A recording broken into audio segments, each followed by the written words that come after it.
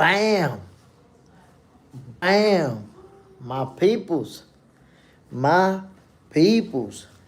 Welcome to another episode of Boxing for Breakfast, where you get your healthy dosage of sweet science early in the morning. Y'all know what we doing, man. We talking boxing.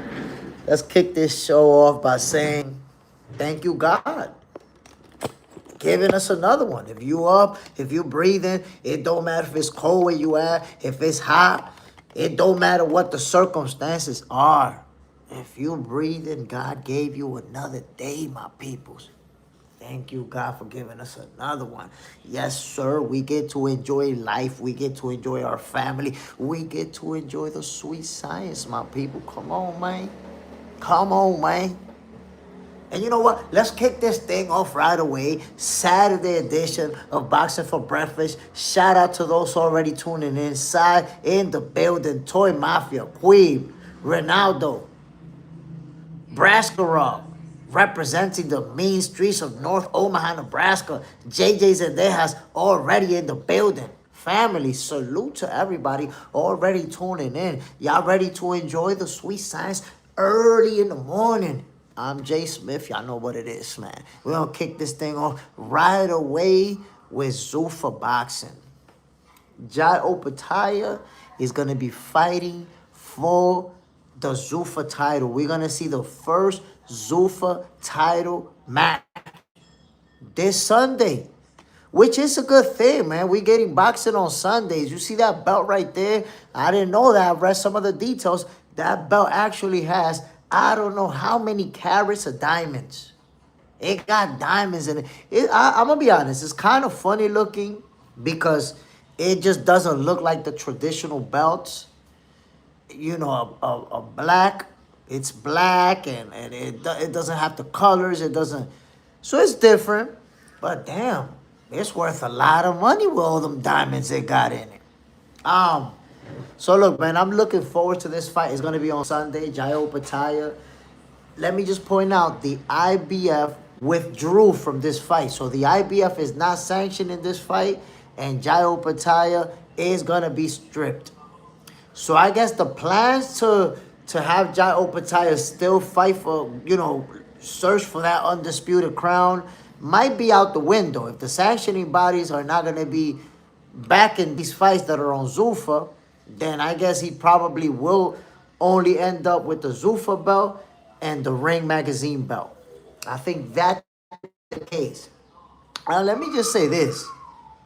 I don't have a problem with him just fighting for the Zuffa title. And he gets to keep his Ring Magazine belt as well. But I'm going to ask you guys the magic question. Is Zuffa taking over boxing? What do you guys think? MS, salute, Jay Stradamus. Do you see IBF no longer sanctioning the Opataya fight? I was just talking about it. The IBF withdrew. They're not in it anymore. Is Zuffa boxing taking over? Queen, IBF took it away from him. Bad. Side, Giant Undisputed Dream have been crushed. That's it. He's not going to be fighting for Undisputed. We could forget about that. However, I've said it before. Fights make the belts. Fighters make the belts, not the other way around. So if Jai Opataya is still going to end up climbing the ring with David Benavidez and with other big names, it doesn't really matter that those sanctioning bodies are not going to be backing it. Ronaldo, they're going to try. They're going to try to take over boxing. And I'm going to give you guys my take. Some of you guys were on earlier. I was live and I spoke with you guys a little bit about this. Zuffa boxing is not going to take over boxing. They're going to join the party. They're going to become a major player in the game. Avery Young, can Zuffa take over? I don't think they're going to take over. And here's why I feel that way. It's not like they're going to, get top rank, Golden Boy Matchroom. It's not like they're going to run them out of boxing. All of those promotional companies are still gonna be signing champions, are still gonna be putting together big cards, big fights. It's not like Zuffa's gonna sign all the fighters and do all the cards. No. What I do believe is that Zuffa Boxing is gonna become a major player in the game, and that's the inevitable. They doing the right things. They signing a lot of fighters. They putting together a deep roster, bringing some young talent in as well, putting together some good competitive fights. So they're doing the right things to become a major player in the game. You got to give them that. But are they going to, get everybody out the way and run them out of business? Nah, that's not going to happen. And there's enough fighters to go around, enough money to go around for Zuffa to get in there and be a major player. But they're not going to sign every single world champion out there. They're not going to sign every single elite level prospect out there. Top Rank is going to continue to do their thing and thrive. The same with Matchroom, the same with Golden Boy. They're going to thrive. They're going to keep doing good. And I made an example earlier for those who tuned into that live. And I said, look, if there's a restaurant over here, and matter of fact, watch this example, my peoples. Let's make the sanctioning bodies examples like restaurants.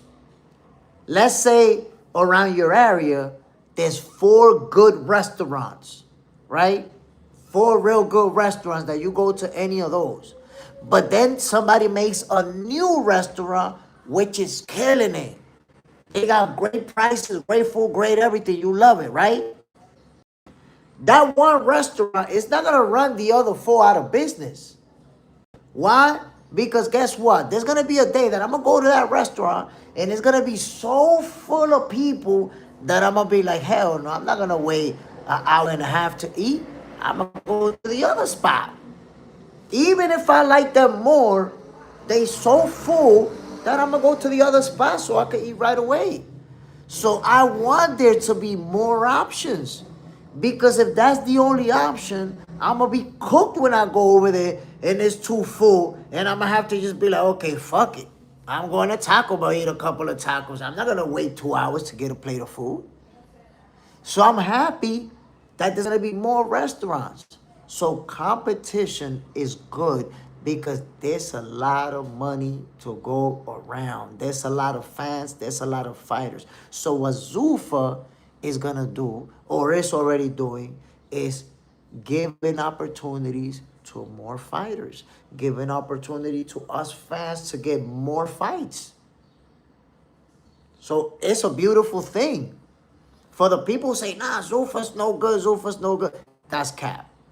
Zuffa is definitely good for boxing. And they're, like I said, they're going to be a major player in the game. Are they taking over and running everybody out of there? Of course not. No, of course not. Wes does it. Walmart killed countless small businesses. You can't compete just due to size. Companies that can overpay destroy companies that rely on profit. Here's the problem with that, bro. These other companies got a lot of money too. You got to understand, Wes does it. Zuffa's not giving everybody millions and millions of dollars. There's people that's going to be fighting on Zuffa for chump change too. I saw a guy on the second Zuffa card. Dana, let me get the bonus. I got a family to feed. Asking for more money. So don't get it twisted, bro. Just because there's deep pockets don't mean that they just throwing it at everybody. There's going to be people on Zuffa making chump change just like in every promotional outfit. I promise you. I guarantee you that. So they not the only... Look, Top Rank got deep pockets. Matchroom, deep pockets. Golden Boy, deep pockets. All of these companies got fighters that have made millions of dollars per fight too. So I would say the Walmart example is not fair, bro, because you can't. Walmart is a big corporation, and then there's little companies that can't compete with them. Yo, Golden Boy, Matchroom, Top Rank, they not little companies. They dealing with ESPN. They dealing with the Zone. They dealing with big companies, big corporations that are moving millions and millions of dollars.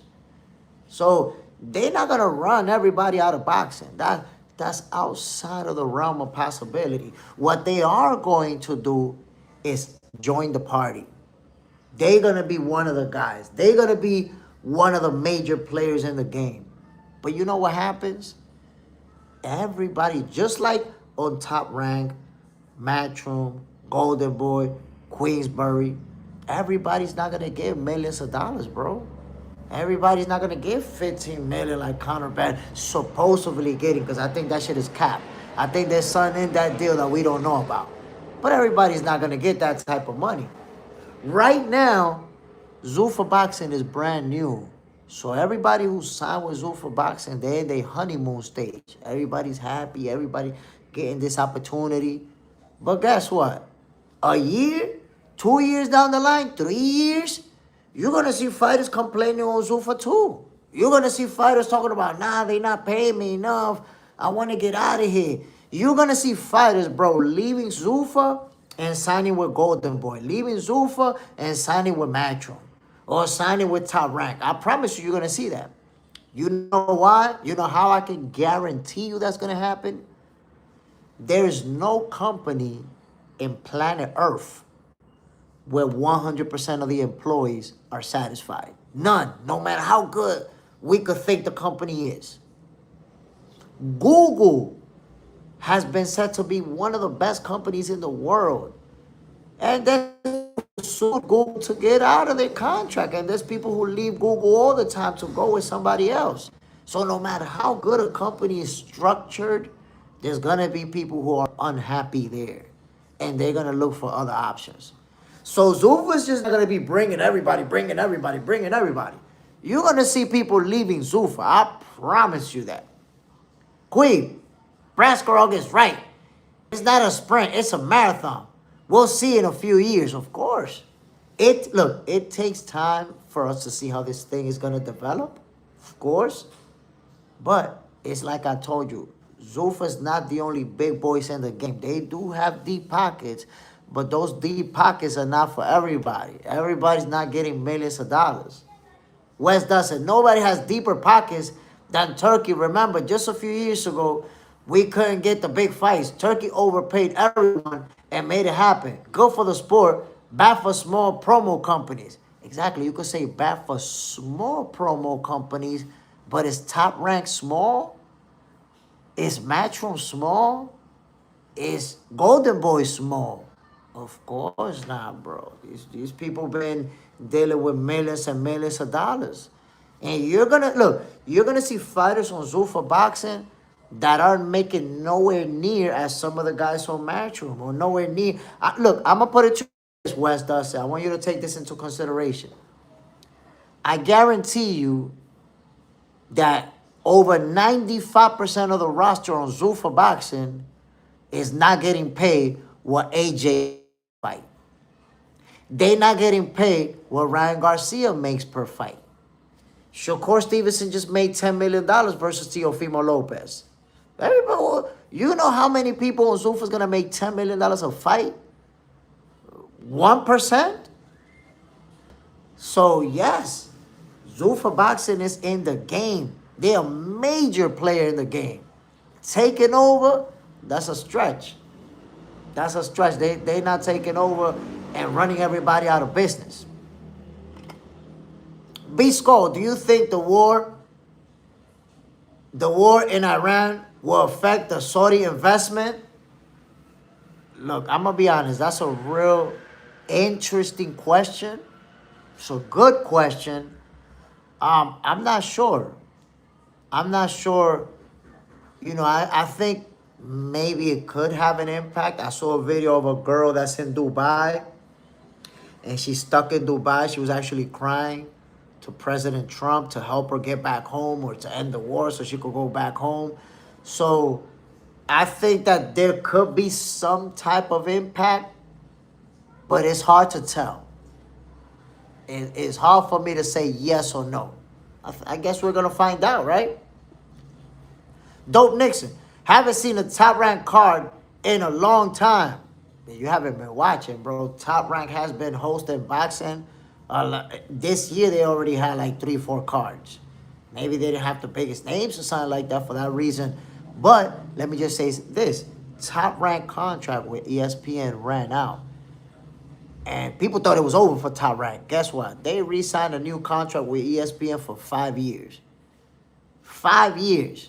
They're not going anywhere. And when you're talking about a 5-year contract with ESPN, you're talking about millions and millions and millions of dollars. Queen, but a $15 million ad to get people to talk is crazy. It's a crazy claim. Now, look, I'm going to be honest. I think the $15 million is going to turn out to be capped. Somebody said it. I was talking to Greg Hackett, and somebody on his channel said media manipulation. They tell us things, but they don't give us the details. And they kind of mislead us. Because you say, wow, $15 million for one fight. Everybody's going to want to go to Zuffa when they hear that. But guess what? That shit is going to turn out to be capping. I really believe that. You know why? Because they gave him $15 million to sign with Zuffa, right? But his fight is not even on Zuffa Boxing. It's not on Paramount Plus. That fight is going to be on Riyadh Season.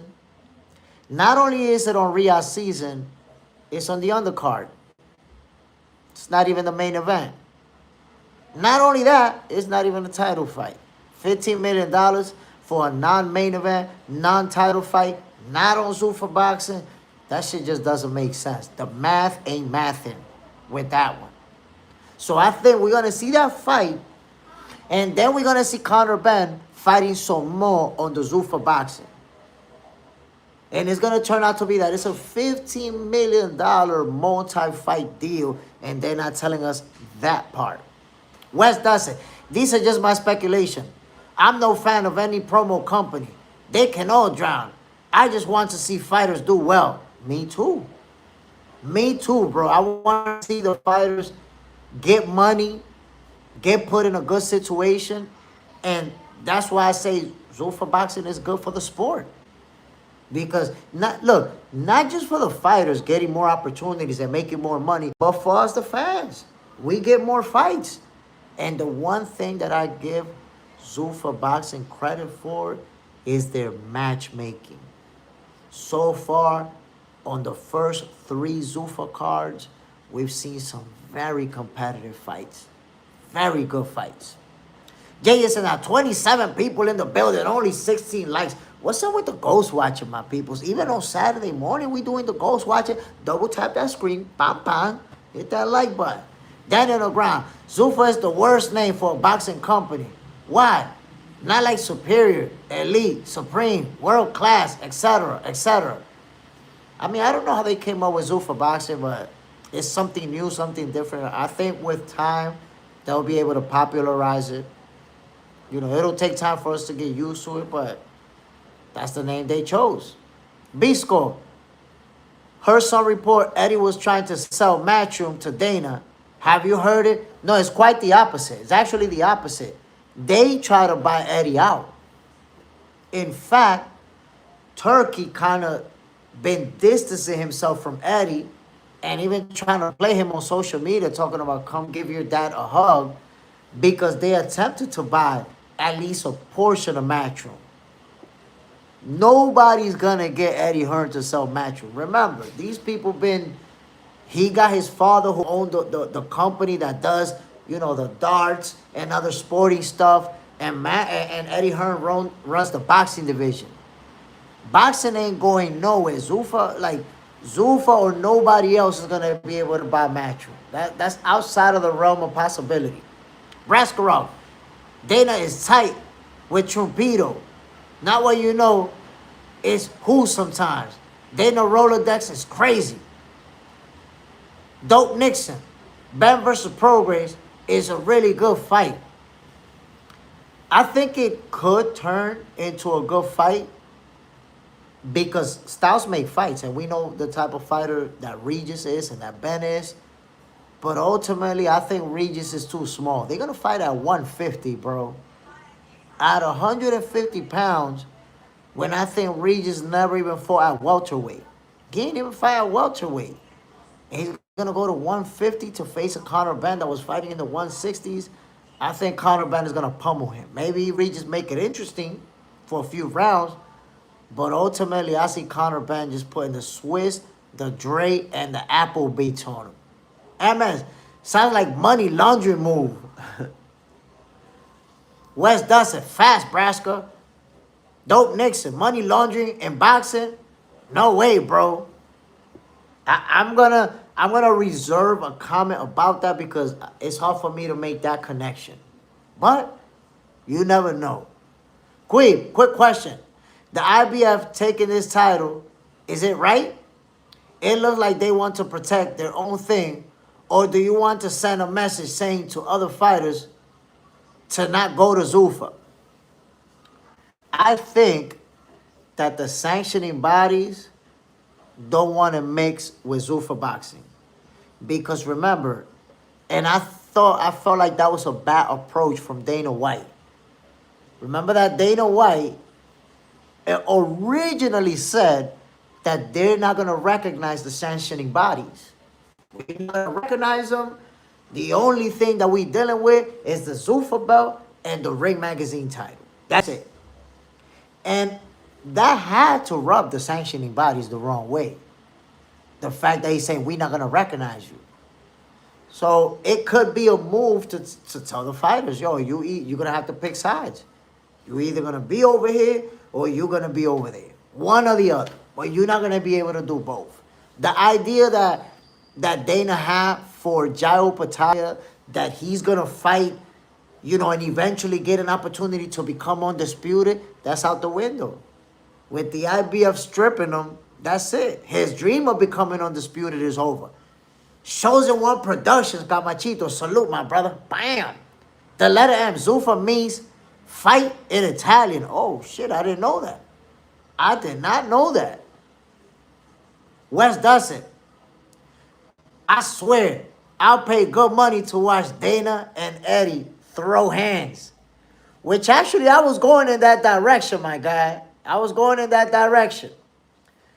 Let me say this. Let me comment on that, my brother. Aroma Sound, salute, family. Let me comment on that.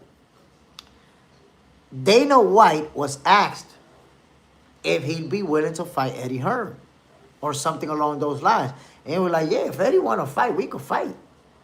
I boxed before. Where UFC guys have boxed, I boxed. Cool. But the comment got back to Eddie Hearn, and then they asked him. And we were like, listen, I'll fight him. And Netflix, they'll pay us a fortune to do it. And if I get chinned, I get chinned. But I spark him out. I spark Dana White out. And I got to say, man, I agree. Eddie Hearn smokes him. You know why? Eddie Hearn is a big dude, my people. He a big guy. He like 6'5", 6'4". He sparks Dana out. He boxed as an amateur. I don't know how much experience he had, but I've heard that he actually boxed himself as an amateur. And I've seen him hitting the pads. I've seen Dana White sparring too. Little videos of him sparring. But Dana White is the boss. So when he's sparring with guys that are not really going to put hands on him. You're not going to knock your boss out and get fired and shit. But I tell you what, Dana White versus Eddie Hearn, promoter versus promoter, stepping in the ring, we would all be watching. All of us, every single one of us. Man, we be placing bets. Not just watching, we placing bets. But I believe Eddie Hearn smokes him. Real talk. Google account. Fighters will fight on Zuffa for a ring belt all day, bro. The ring belt means a lot. That belt actually means a lot. You know what's so important about the Ring Magazine belt? That you can't, if you notice, every division doesn't have a ring champion. Every division doesn't have one. You know why? Because for you to get the Ring Magazine belt, you got to fight the best in the division. You got to fight somebody that's way on top. That's why Shakur Stevenson got that ring belt magazine against Teofimo Lopez. Because he beat the guy. Tio was the guy at 140. So when a champion got that ring belt, they beat whoever was the man in that division. You're a real world champion when you got that title. Skip a clipper in the building, salute family, bam. Brasco, ain't no way Dana on some kind of juice. I mean, I'm gonna be honest. When you look at Dana White, he do look like he either on some kind of juice or he did that funny surgery that they be doing where they take all your shit out and fix your shit so you can look like you got a six-pack. But he definitely don't look natural. You know, he don't look natural. I'm keeping it real with you. But I think Eddie Hearn still smokes him, but he just too big. Eddie Hearn is a big dude, and he know how to let them hands fly. Dope Nixon. Has progress ever been stopped? If I'm not mistaken, nah. Nah, he ain't never been stopped. He's taken a beating, but he ain't never been stopped. But I think Conor Ben stops him. If I'm being honest. Bisco, Eddie Hearn gonna put a rehydration clause on Dana. Nah, bro, it might be Dana needing a rehydration clause for Eddie because Eddie's the bigger guy. Eddie's the bigger guy. Dana might be wider, but the bigger guy is Eddie, bro. Dope Nixon, being big doesn't mean strong. I never said it meant being strong, but who said that the stronger guy wins in boxing? Skills pay the bills. And I seen Eddie throwing hands. He looked like he got more skills than Dana, if you ask me. Brascarol, yo, that could make money. Listen, we've never in the history seen promoter versus promoter climb the ring. That's never happened. That would be epic, historic. That's a showdown that everybody will tune in to watch because there's a lot of people that don't like Eddie Hearn. They're going to tune in hoping Eddie Hearn could get knocked out. And then there's a lot of people who don't like Dana White. They're going to be tuning in hoping he gets cooked. Wes Dawson, Greg Hackett said he got a 3-fight Zuffa deal. You up next, Jay Smith? I mean, if they want to sign me and get me in there, of course I'm in. I didn't know that Greg Hackett was going to fight. I thought that the 3-fight deal was involving fighters that he's training. So I'm going to talk to him about that so he could clarify that for me because I didn't know it's for him to actually step in the ring and fight himself. MS, Oscar Duarte called out Pitbull Cruz and Pitbull Cruz told him to go kick rocks and get in the line. Duck Talk, what do you think of that matchup, Jay Smith? I like that fight. Honestly, I think it's a real good, real competitive fight. But I'm already hearing about Tank Davis versus Pitbull Cruz too. I like that fight more. You know, I want to see Tank Davis come back. I want to see Tank Davis fighting. Who don't want to see Tank Davis fighting? So, I like Pitbull versus Oscar Duarte. But shit, man, if it could be against Tank Davis, I'll take that 100%. Side Dana on HGH. He might be on something. He might be on something. The letter M, Jay Smith. How do you rank the sanctioning bodies of boxing? I mean, honestly, the sanctioning bodies, I'm okay with all of them except the WBC. To me, the WBC is already a trinket. Mauricio Sulaiman is a piece of shit. And I think that's going to be the first sanctioning body to crash and burn. In my opinion, if you got the IBF, WBO, WBA, and the Ring Magazine, you're undisputed champion to me. You don't even need the WBC anymore for me to consider you undisputed. Piece of shit ass Mauricio Sulaiman could keep his bullshit ass trinket. Side, he been stopped. He been dropped but not stopped. Yeah, Regis hit the canvas. He visited the canvas. But he a warrior, man. He keep getting up. Queen, is the Ring Magazine belt going to overshadow the Zuffa boxing belt? I mean, I don't think so. Because if you have both, you know, I think if anything, the Ring Magazine belt is gonna complement the Zuffa belt because you're gonna be promoting both. Once you start raising Zuffa and Ring Magazine, we're gonna automatically start associating them. So some of that shine from the Ring belt is gonna go to Zuffa too. Dope Nixon. I wouldn't call it epic. Al, who wins? 50 versus T.I. Nah, 50 too big and too strong. Beat the shit out of T.I., bro. If they go with the hand, 50 beat the shit out of him, bro. 50 too big, too strong, and he could fight. Brasker Rock, Hackett really in the streets. His finger on the pulse of boxing, of course. Yo, Greg Hackett. I think that's part of the reason why they signed him to Zuffa Boxing. Because he's connected. You know, a lot of people follow Greg Hackett, listen to Greg Hackett. They're like, yo, we want you to bring that fan base over here. That's part of why. Jay is in there. Has 26 people in a building, only 21 likes. Come on, my people. Y'all know what it is. No ghost watching. Wes doesn't. Dana and Eddie better chill. Oscar jump in the mix and everybody getting cooked. You know, I said this before. I was like, man, Dana White trying to call Eddie. Oscar been dissing you on every clapback Thursday. Going at you hard. And you don't say nothing to Oscar. Holla at him. Salvador Mosquera, salute family. Aroma Sound, 50 Cent was in the Junior Olympics trying to get the Golden Glove. Yo, 50 Cent can fight. 50 Cent can fight for real. He know how to let the hands fly. I don't think T.I. wants none of that smoke. But on wax, yeah, T.I. go at him on wax. And he already took a nasty out.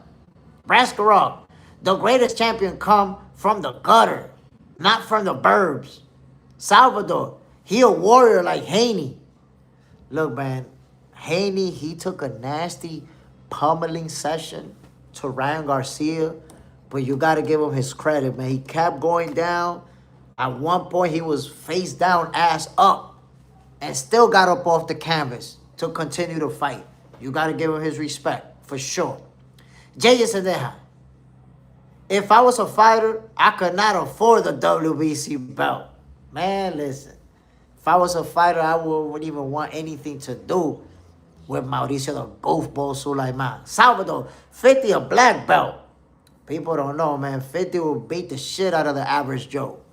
I'm going to tell you guys a funny story about 50 Cent. Maybe one day I'll get to see him and remind him of it. I'm going to tell you guys a 50 Cent story that you would not expect. So I grew up in New York City, right? I grew up in Uptown Manhattan. The area that I grew up, a lot of rappers used to go there to get weed. You know, I got to see 50 Cent. I got to see, in fact, one time I saw in one truck, Jay-Z in the passenger side, Beanie and Memphis Bleak sitting in the back. I also, Fat Joe, B. Fat Joe pulled up next to us, and I was sitting next to a girl, fly shorty, and Fat Joe actually gave her his card. See her next to me, try to play me. Yo, what's up, shorty, what's up? Yo, hey, bam. Gave her a card with his phone number on it. She never called. You're like, hey, fuck that fat motherfucker. She wasn't a little gold digger. But let me tell you guys the funny 50 Cent story. So in New York City, one time, I'm in a basketball court. We playing basketball. And you know when you're not in school anymore that you're playing basketball and smoking weed, like, it doesn't even go together, bro. Smoking weed and playing basketball don't go together, but go figure. Boom, police ran up on us and arrested a few of us. I had a little dime bag of weed in my pocket. They caught me slipping and I get arrested, right? A few of us get locked up. You know you're just going to spend the night in jail, they let you out. We go to Central Booking, downtown Manhattan, 100 Center Street. I'll never forget that address. Visited a few times. And I'm already, you know, they already booked me, picture, fingerprints, all that good stuff. So I'm already in my cell, right? Now, while I'm in the cell, things happen, and somehow weed is in the cell too. And You know, people were inhaling. Yo, while we in the cell, and they come and get some people out, and it gets a little bit crazy in there because they trying to figure out who got the weed, who's smoking, and all of that. They handle it. Yo, no later than 15 minutes after that, 50 Cent, Tony Yayo, and Lloyd Banks all are being brought in handcuffed. We like, yo, what's up, 50? What's up? Can't believe this shit. All of them. If you go back, there was, I can't remember the year that it was that in 2099. I can't remember the year. That was a very over 20 years ago. But 50 Cent, Lloyd Banks, Tony Yayo, they all got locked up because there was a gun in the car. And they got taken to 100 Center Street, where I was at. I was already there when they brought them in. And I'm telling you, right there, we interacted with them. Yo, what happened? Nah, we don't know what happened. They know what the fuck happened, but they not telling. And then, when I got out, the next morning, after I saw the judge, I'm literally walking out of the courtroom, and there's all these cameras, mad cameras over there, recording, taking pictures, the news. And I'm like, God damn, what the fuck is this? And right behind me, who's walking out? The whole G-Unit squad with their lawyer. And somebody even told me, yo, Jay, I just see you on TV in court. But they wasn't recording me. They was recording 50. And I turned around like, oh, shit, man, good to see you out, fam. And I gave them a pound and shit. People saw me on TV, on live TV and shit. But yes, that's when Tony Yayo took the charges for that banger. And I was actually there, my peoples. I was in the courtroom. I was in a jail cell when they brought them in. I was actually right there when they walked out of the courtroom. So one day if I see 50, I'll be like, yo, 50, you remember me, bro? Y'all got taken in and I was there like, yo, what's up? Give you a pound and everything. Which he not going to remember, but I'll still point that shit out. MS, damn, J. Smith, you been in the same boxing gym as Zab Judah, the same jail as 50 Cent. Bro, listen to this. That's the thing growing up in New York. When you in them streets, you get to see a lot of people. Most of you not going to recognize this name that I'm going to tell you. D-Don. But if you Google him, he made some real good music. D-Don is Redman's cousin. His catchphrase was, it's bone and fizzle my nizzle. And D-Don was getting his rims put on his whip, on a brand new, he had just signed a deal, got a bunch of money, and he getting his rims put on up the block from where I live. And I'm passing by with my boy D-Lo, and we smoking, and he just telling, yo, that shit smell good. I'm like, yo, you want to smoke? Let's smoke. We smoke with him in front of the rim shop, right? And he's like, yo, I'm gonna give you a album. At that time, CDs wasn't even popular like that. He was like, yo, I'm going to give you an album and a tape. Come back in a half an hour. We're like, all right, we'll come back. We mad excited. Like, oh, shit, D-Don is going to hook us up. Yo, when we went back that they had already put the rims on, look how crazy this is, my peoples. I always been somebody that like to share my opinions, right? Yo, when we got there and they already got the rims put on his truck, I see some rims on the wall. And I told that nigga like, yo, bro, your rims are fire, baby. Those right there, man, I think those is better. Yo, when I told him that, you know what he did? He called the dude, yo, those fit in my truck. And the dude was like, yeah, but those cost more than the ones you got there. He was like, nah, I don't want them shits anymore. Take them shits off. I want those right there. Because I told him that, yo, he had the full rims that was already in his truck. He had them taken off and put those on.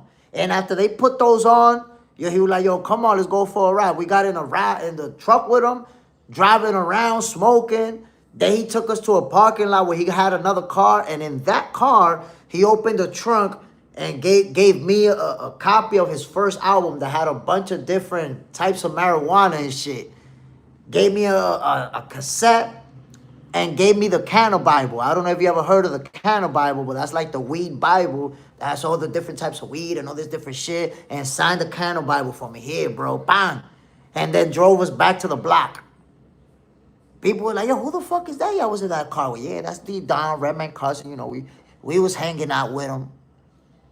Yo, I'm telling you, growing up in New York City and being in the type of situations that I was involving myself with, yo, I got to see a lot of rappers. I seen Raekwon right there, point blank range, in the spot, copping trees. Yo, listen, when I saw Jay-Z, I saw him in 125th and Broadway. No, coming off of the highway. So he was going towards Broadway, right? And we're in a car, and we see this truck with rims that are like 24, 26. At that time, I ain't never seen rims that big in my life. And I told my boy, I guarantee you that's a celebrity that's in that whip. That's not an average Joe, bro. We pulled up. I don't know who was driving, but Jay-Z was on the passenger side. Beanie's in the back and Memphis Bleak next to him, right? And the one thing that I'll never forget, we were smoking too, and we had a fat-ass blunt. When we looked, yo, Jay-Z had a blunt that was like the thickness of a needle. Like a real skinny shit. And Beans in the back had a real skinny shit too. Like what they had could match. Like the shit I had in my hand, bro, was the size of everything they was holding. Like this shit looked like a cigar. And they over there like, and we pulled down the window and we was like, yo, what's up, Jay? What's up, Jay? He just went like this. Yo, what up? And closed the window on us. And they kept it moving.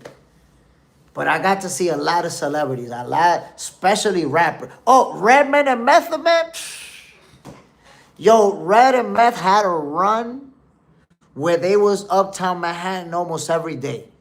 There's a pool hall that used to be there in 145th between Broadway and Riverside. Very popular pool hall. Everybody used to go there. Because it belonged to the Chinese and they would let you smoke upstairs. Yo, the Chinese people were so crazy that they would let people smoke and they had cameras. It was the second floor. So if police pulled up in the front to go in, they would let everybody know. Yo, the police is outside over the speaker. So everybody smoking would just put it away, put it down, whatever. And Method Man and Redman used to go to that pool hall all the time. No security, no entourage. Just them two alone, bro. Like that. Roll up in there, yo, what's up, what's up, what's up? Say what's up to everybody. Grab a blunt and play pool like everything is cool. And nobody will bother them. Nobody will be going up to them, let me take a picture. Nah, everybody just be doing their own shit. Red and Matthew, they good in any hood. They go up in the hood like they from there. Be crazy shit. People don't even realize, bro. But, Queen, now, Redman and Method Man story, this is great. I'm telling you, I used to see Method Man and Redman together all the time. They had a run. I wish I could be talking to Method Man so he could confirm this shit. So he'll be like, yeah, yo, me and Red, we used to stay going uptown Manhattan. Because that's the thing. There was a point in time where the best trees got to Manhattan first. So you see people coming from Brooklyn, from the Bronx, from New Jersey, from Staten Island, just to get their weed in Manhattan. Chris Figueroa, Meth has always been a real one. Red don't fuck with FK. The letter M. Meth is mad cool. I met him at a Fabulous concert. You see? Look, watch this. Let me make another connection for you. Fabulous. Yo, Fabulous once almost got himself in deep shit. And I don't know how he got out from under that bus. And I'm going to tell you. Now, remember this. I live uptown Manhattan. That's where I grew up. In the building where I live, in the building next door, there was a shorty there that, yo, she was only like 13, 14. But you know these little girls that have a body like a grown woman, that be super thick and shit, and then they dress like a woman with the little skirts with the like this girl, she looked like she could be a model, right? But she was only 13 years old. Yo, one time she disappeared for like 3, 4 days. I'm talking about police looking for her family, reported her missing, all type of shit. And guess who she showed up to the block with when she was missing and they was looking for her? Fabulous. Showed up, and I walked up to the truck. I was like, oh shit, what's up, Fab? And then he messed around with Shorty a little bit more after that, and then he disappeared. Because it could have turned into something ugly for him. His whole career, this is when he was actually starting to blow up. He still wasn't what he accomplished. But Fabulous had a little shorty that almost took his whole career downhill. And I met him in my own block. Queen, now the letter meeting Method Man, God bless you, brother. Salvador, no freaking way, yo, Fabulous whole career. DJ Clue, I used to see him all the time. Uptown Manhattan too. I'm telling you, the amount of artists that I got to see, all for the same reason, all because they was out there. When that Purple Haze first came out, because Sour Diesel came years after. When that Purple Haze first came out, when that Hydro first came out, everybody was coming to Manhattan. Everybody. Bisco, you ever met Big Pun? I saw him in person. I didn't meet him. I didn't get to talk to him, but I saw him in the Bronx, in Kingsbridge. Him and Fat Joe together. I used to work in Kingsbridge, and I used to go there every day, and I saw both of them. Queen, you seen Fabulous, and this girl must be crazy. I'm going to be honest, bro.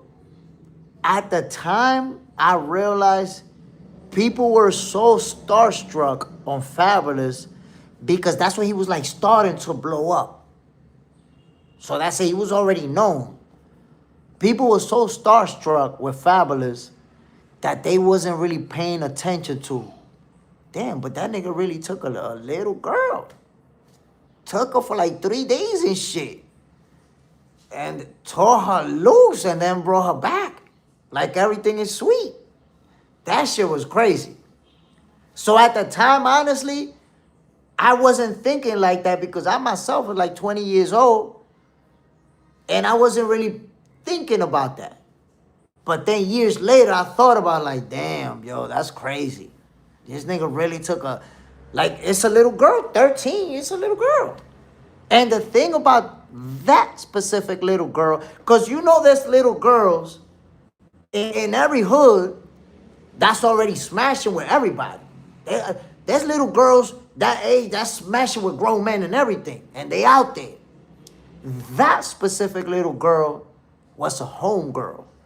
Like the one that don't get to go outside, the one that the parents is all over her, the one that just goes to school. Matter of fact, they even had her in a Catholic school with the khaki pants and the white shirt and shit. So for that one, you would not expect it. It's like, I wouldn't be surprised if he's the guy that took her virginity. Let me put it to you like that. B-Score, do you think Daddy Yankee can beat Bad Bunny in a versus? I don't know, man. Honestly, I don't know. Brascarell, Kingsbridge. How DJ Kid Capri? Oh, nah, I never saw DJ Kid Capri. He lived on that block, Kingsbridge Terrace. I never seen Kid Capri in person. Never got to see him in person. Sad. My bad, Queen. I deleted your comment by accident. Aroma Sound. She probably told him she was 17, 18. That could, look, I'm going to be honest. That's a possibility because if you saw her, you would assume that she's not a minor because of the body that she had. You would assume. But, you know, there's 13-year-old girls that look grown, but all you got to do is have a conversation to know they 13. What the hell conversation is a 13-year-old girl going to have with you? About the cartoons, about the Care Bear, about like, what does she know about life? Especially a little girl that doesn't get to go outside, doesn't be out there like that. So you sit down, have a conversation with a little girl, you gotta know that she's a little girl. Quick, fast. Girls do that stuff. Going and selling themselves. It's disgusting. Nah, but this one definitely was not selling herself. Definitely not. Eye for eye. Wait, do you say Fab, a 13-year-old, for 3 days? Yo, for like 3 days, bro. Took her. I'm talking about the family was looking for her. They had already contacted the police, everything. And then one day, Fabulous just showed up with her. Boom, brought her back home. And somebody told me, yo, Jay, that's Fabulous in the truck. I was in front of my building. I'm like, word? And I just went over there and saw him. And I went to say, what's up, yo? What's up, Fab? And a lot of people started saying, what's up? Wanting to take pictures. He didn't want to take no pictures for obvious reasons. But his whole career could have been derailed by that situation. The letter M. Jay used to come to the hood around Christmas for giveaways. He stopped coming. I mean, you know, Jay-Z, with all the type of money and all the type of stuff he got, I say he got to a level where he can't just be going to the hood like that.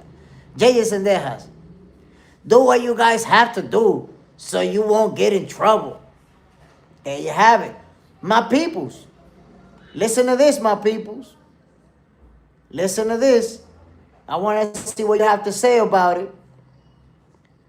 Shakur Stevenson, we're going to get back to boxing, yo, because we've been going on. This turned into a rapping thing already. Let's get to boxing, fellas. Ryan Garcia, Shakur Stevenson. I want your opinion, what you guys think about this. Shakur says he's willing to fight Ryan at 147, but there has to be a rehydration clause. Beast Code Joel Santana saw him. You know how, so I seen him multiple times, like in the spot copping weed, like, you know, from afar. But then I saw him up close and personal in a gas station. Pulled up. I'm talking about when Dipset was killing it. Showed us the Dipset chain. He was wearing it. We're like, oh shit, nigga, that chain big as fuck. Check it out right there, bro. Boom. I seen Joel Santana. Point blank range. So I want your opinion on this, my peoples. Shakur Stevenson says he'll fight Ryan Garcia at 147, but there has to be a rehydration clause. And it makes sense what he said. Because he said, I'm not a welterweight. If I fight him at 147, I'm probably going to rehydrate to like 148, 149. He's going to rehydrate to 168, 170. How I look trying to fight a guy who outweighing me by 20 pounds. Ryan Garcia is responding, you know I'm never going to go in a rehydration clause again. Never doing that again because of what happened to him with Tank Davis. So he'll never do that. So here we go. Now we got that standoff where Shakur is saying, I can't just fight you with no rehydration clause because you're going to outweigh me by too much come fight night. And Ryan is saying, nah, I'm not getting no rehydration clause. So what do you guys think? Is it fair? Is it reasonable for Shakur to want Ryan to get on a rehydration clause? Aroma Sound, Shakur know Ryan gonna try to come in with weight advantage like he did on Devin. West does it. Kid Austin posted his hospital pics from last year's Duck title. They did all this to protect Shakur from Kid. Yeah, he capping. They all cap. They don't want Shakur. They don't even want Abdullah. Side. Bud didn't do it. Shakur got to take a page from Bud. From Bud's book. Just show you better. Aroma Sound. Shakur isn't Bud though. Bud knew that was his last fight, no matter what. So I'm going to tell you why that's not a fair comparison. I'm going to tell you why it's not a fair comparison to bring Bud into his side. Even though Crawford moved up to division, he's taller than Canelo and he has more reach than Canelo. So there's physical advantages that Terence Crawford had over Canelo. Shakur doesn't have that. So Shakur's gonna have to fight somebody outweighing him by 15, 20 pounds, who's taller and got more reach than him. That's crazy. That's crazy. That's a difference. So Bub moved up, but he had physical advantages over Canelo that Shakur would not have over Ryan Garcia. If you bigger, if you taller and longer than I am, and you got a weight advantage, that's too many advantages to give up. That's a lot. That's a lot. West Dustin, this is facts, Aroma. Bud got heavy hands. Side, I never mess with rehydration clauses. Not when Tank did it, not when Canelo did it. Queen, I know you don't like weight bullying, but this is saying something. But I don't think this go with weight bullying. I think weight bullying is more when we're in the same weight class, but in reality, you should be fighting higher and you shrink yourself down. In the case of a fighter saying, I'll move up with a rehydration clause, there's no weight bullying because Ryan Garcia got the right to stay at 147 and not have a rehydration clause. So if you don't want to deal with my terms, kick rocks. And it's up to Shakur Stevenson to decide, okay, I'm not going to fight you and you're going to outweigh me by 20 pounds. That would be Shakur's decision, and I agree with him. If you want to move up 2 weight classes, it's reasonable to say you got to go on a rehab. We both got to go on a rehydration clause or no fight. The letter M.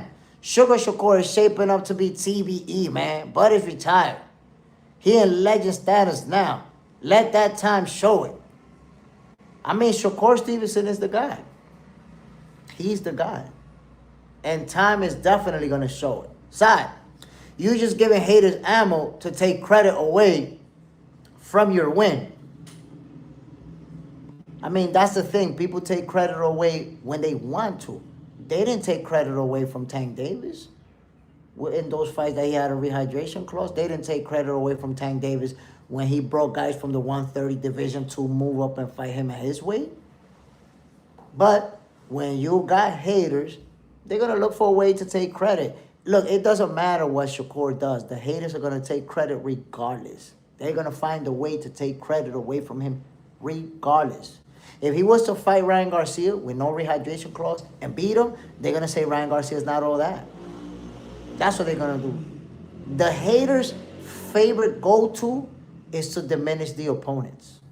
So that's just what they're going to do regardless. Whether or not there's a weight clause, they're still going to hate on them. That's what they do. West Dustin. That's also why Canelo passed on Benavidez. And I tell you what, man, there's people that still have hope for Canelo to fight Benavidez. I don't see that fight happening. Canelo do not want to fight. They offer him like $100 million for that fight. He still didn't want to take it.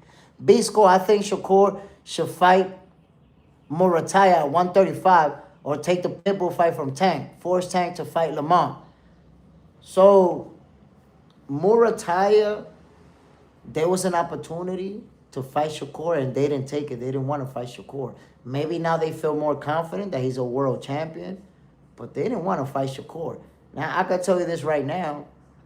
If Shakur doesn't make the fight with Ryan Garcia and he doesn't get a big name, he's going back down to 135. He's going to go back down. We're going to see him at 135 again. He's a 135 fighter. Side. And we know while they say when Shakur wins, yo, they hate on Shakur no matter what. Look, he beat Teofimo Lopez. Teofimo, he know that. Now Teofimo's a hype job, and he ain't all that. Anytime Shakur beats somebody, they not all that. They a hype job. B-Score, I'd rather see Ryan versus Brian Norman. Honestly, that's not a fight that I would want to see with Brian Norman Jr. coming off of a loss. I think Brian Norman Jr. got to put himself in a position where... I mean, Ryan Garcia got a title shot coming off of a loss. So let me point that out. But it's not because of that. It's because I know that Ryan Garcia is trying to get the most popular opponents in there, make the biggest fights. And I don't think Brian Norman Jr. represents that right now. He got to get at least one good win to generate that type of interest. Because, listen, when you lose and it's a super competitive fight, your stocks can go up just because you lost in a good manner. But when you get your ass whooped, your stocks go down. That's just the reality of boxing. Now, I'm going to tell you guys something interesting, by the way, that I want to point out. I'm going to have a guest join me real soon. I'm not sure when. We still trying to figure it out. But I've been talking to, behind the scenes, Lorenzo Parra. In case you don't know Lorenzo Parra, he's the guy that stopped damn, man, what's his name? He stopped this guy in 2 rounds recently. Diablo loco, my mind just went blank. With the braids, with the dreads. Shit, man, I'm blank right now. But he a world champion, and I'm talking to him behind the scenes to bring him on the show. So one of these days, you're going to see Lorenzo Parra over here with me. Aroma Sound, Benavidez is about to fight a cruiserweight, that's 200. And Canelo fight 168. And he's small at 168. That's 30 pounds. But Aroma Sound, it's not fair for you to compare Benavidez right now, who he's fighting, versus Canelo. Because I'm going to remind you, Benavidez was at 168 for over a year, and he was Canelo's mandatory for over a year, and they could have made that fight. Offer Canelo a shitload of money while they was in the same division. So it's not kind of not fair for you to say, well, he's a cruiserweight now. That's now. They shared the same division for over a year, and Canelo didn't want to make the fight. The letter M. I can't front. I had Tio. When we lost, the bandwagon happened. Well, Tio ain't shit. Bro, stand with your guy. Tio was no slouch. Tio's a great fighter. Tio is one of the most... Elijah Pierce, you got it right there. Lorenzo Parra stopped Elijah Pierce in 2 rounds. Recently. He's going to be joining me soon, so stay tuned for that one. So, boxing fanatical. People just want to see Canelo beat the F up from corner to corner. Because that's all that's going to happen. Look, I said it before. If Canelo Alvarez wants to fight David Benavidez, he might get stopped for the first time. He might actually get stopped. But to what you said, the letter M, people who was backing Tio, that's it. They threw him under the bus. All of a sudden, he ain't shit no more. We got to stop doing that. The American fan base, I blame y'all. Y'all got to stop doing that. Y'all got to stop throwing fighters under the bus as soon as they take a L. We all got to take a page from UK fans. They fighters be having 2, 3, 4 losses. They still be backing them. They still be backing them for every fight. Look, Chisora's going to fight Wilder. They backing him. They like, yeah, he going to beat him. He going to beat him. Even if he get knocked out, but his fans is always backing him no matter what. They don't discredit him when he take a loss. They don't start saying that he a hype job and that he's done and that he's cooked and all of that. Side, you should get that pick of Opataya and Benavidez. Benavidez wants that fight even more after he's seen Opataya in person. So MS, yes, the guy who beat Elijah Pierce, Lorenzo Parra. I've been talking with him behind the scenes, and one of these days he's going to join me on Boxing for Breakfast. Aroma Sound, nah. I'm talking about why the fight won't happen anymore. It definitely could have happened when they were in the same weight class. Oh, no, so I agree with you. That fight is not going to happen. Look, that fight could happen because Benavidez is going back down to 168. He's going to go back down to 168. By the way, you kind of exaggerated, bro, because you're saying that he's fighting at 200 pounds. He's fighting at 175, my G. That's 175. And he's going, oh, no, I'm wilding out. He's going back down to 175 to fight. That's what he said, right? He's going back down to 175 to fight Beterbiev and Bivol. He wants to fight both of them. So he'll be at 175 again. Canelo for Bivol at 175. Why he can't go fight Benavidez at 175? He wouldn't for Bivol. So you see, It's possible. It's not like it's impossible to make that fight. It's just that Canelo know how it plays out. He not trying to get beat the hell up like that. The letter M, Canelo versus Benavidez. Retirement, passing off the torch. And that's the thing. Canelo ain't trying to pass that torch. Not like that. Not with a beatdown.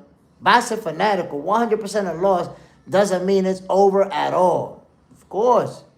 There's fans who support their fighters after they lose and give them the same love, the same support. And that's why I call out American fans. Not everybody, of course. But look at Errol Spence, for example. His fan base was crazy supporting him. Show him crazy love. He only had to get beat up by Terrence Crawford. All of a sudden, he ain't shit. He ain't the same. He's washed up. He wasn't the same after the car anyways. He wasn't. Completely threw Errol Spence under the bus. Just because he lost. Ow. The Mexican Monster is a different kind of mean in the ring, man. Listen. I got the Mexican Monster absolutely battering Zurdo in that fight when it happens. That's how I see it. Side, we got a KO on the way. Pisco. What Devin don't have that energy for Bivol or BFB? No, listen. I'm going to remind you. David Benavidez was the mandatory for Dimitri Bivol. When he beat BFB and became the undisputed champion, his WBC mandatory was Benavidez. And he ended up vacating that belt and didn't fight Benavidez. Granted, he had to get surgery, which he got. But Benavidez was chasing that fight. And His Excellency Turki Alavshi was like, nah, I'm not interested in that fight right now. I'm not interested. They didn't want it. But Benavidez is trying to get Bivol and BFB back-to-back. He won both of those fights. The letter M. I couldn't go against Brooklyn. I stood with Tio. But the thing is, Tio lost. He got cooked. And you still stand with him. You still show him love. You're not out here talking about he a hype job and all of that crazy stuff. Boxing Fanatical, 175 is too high for Canelo. It's not like he did well against Bivol. Well, he got cooked. We got to be honest. He got cooked. But he said he wanted a rematch. Remember, he said that he wanted his rematch against Bivol at 175. It just never happened. Queen, Canelo fighting him. I would like to see that play out. But I know he will not take it well if you lose passing the torch to Benavidez. See, the thing is, Canelo, I think that he's very close to retiring. A few fights left. And I don't think he want to take an ass whooping on the way out. I think he wants to maybe even go on a little winning streak, win his title. Because Mauricio the Goofball Sulaiman wants him to be a champion. Grab the green belt, get a few title defenses, and call it a day after a win. He don't want to step in there with Benavidez and get pummeled out there. Because that's how I think it plays out. He's getting battered. Queeb, Canelo fighting him, I would like to see it play out. Yeah, he's not trying to pass that torch like that. Aroma Sound, all the greats have a few losses on the record. You can't be undefeated without a great team and great matchmaking. And that's the thing. And that's why people say that Floyd kind of messed up boxing, because him retiring undefeated and getting to the status that he got made a lot of people protect that oath to try to also retire undefeated. The letter M.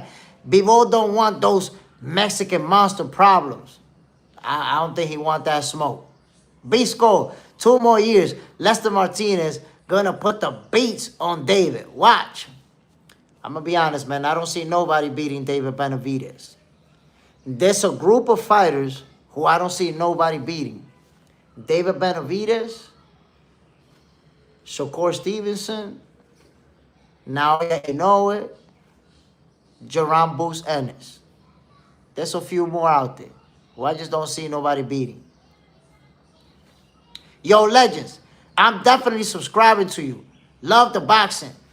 You love boxing. Ooh, I love boxing. Salute, family. I'm from the UK. Okay. Okay, I appreciate you, my brother. And listen, there's a lot of UK fans who've been showing me love. I don't even know how you guys found me, but I appreciate you, brother. This 100% boxing right here. Queen, what is the issue with American fans?